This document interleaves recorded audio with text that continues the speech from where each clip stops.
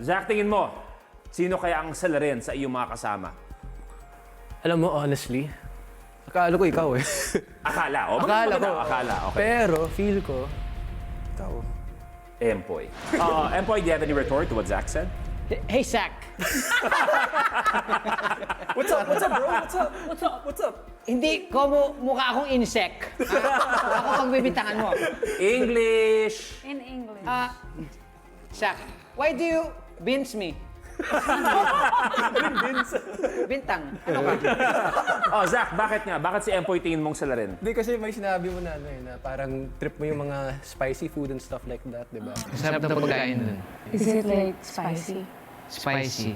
Pero parang he tried to lead it off with something else. Eh. Maganda yon. May nasabi ka ron ang hilig mo pagpakain ng maanghang. Ang ating napakagandang bisita ngayon, sino para sa iyo ang salarin? Ang sa tingin ko, Tapos ka na eh.